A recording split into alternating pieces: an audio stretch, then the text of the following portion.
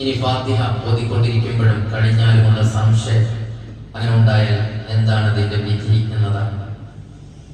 ഒരാൾ ഫാത്തിഹ പൂർണ്ണമായി പാരായണം ചെയ്തിട്ടുണ്ടാവണം, അറിയില്ല. അദ്ദേഹം കുറെ സമയം കഴിഞ്ഞപ്പോൾ അദ്ദേഹത്തിന് സംശയം. ഇപ്പൊ തറാവീഹിലൊക്കെ ആണെങ്കിൽ അങ്ങനെ വരും. എന്നാൽ ഒരാൾ വന്ന് ചോദിച്ചിരുന്നു, തറാവീഹ് നിസ്കരിക്കുന്ന സമയത്ത് ഇമാമോട് കൂടെ ഇമാമ ഒരുപാട് 1.5 പേജൊക്കെ ഓതും.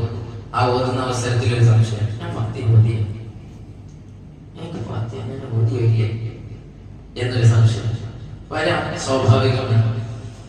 അങ്ങനെ ഒരാൾക്ക് ഫാത്തിഹ ഓതിയതിന് ശേഷം സംശയം വന്നു, ഞാൻ ഫാത്തിഹ ഓതിയോ ഇല്ലേ. എന്നാൽ അദ്ദേഹം ഫാത്തിഹ പൂർണ്ണമായും ഓതണം.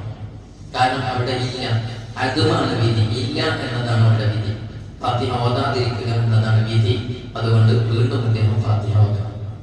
ഇനി ഫാത്തിഹക്ക് ഓതി കഴിഞ്ഞു, ഫാത്തിഹക്ക് ഞാൻ ഓതിയിട്ടുണ്ട് എന്ന് ഉറപ്പാണ്. പക്ഷെ മാലിക് യൗമിദ്ദീൻ എന്ന് ഞാൻ പറഞ്ഞു,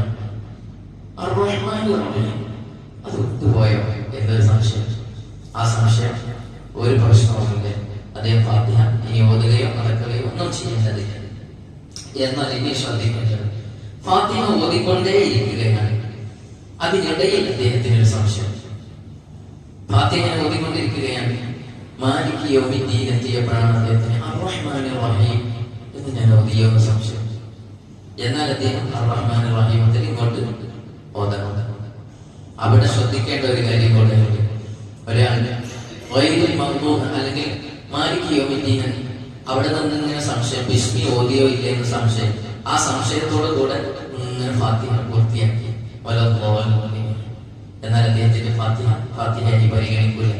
കാരണം ഈ ബിസ്മി ഓതിയോ ഇല്ല എന്നുള്ള സംശയത്തോടു കൂടി കൊണ്ടുവന്നത് ഫാത്തിഹ അല്ല, ഒരു ദിക്റായി പരിഗണിക്കുകയുള്ളൂ. അതുകൊണ്ട് മുവാലാത്ത് നഷ്ടപ്പെട്ടു.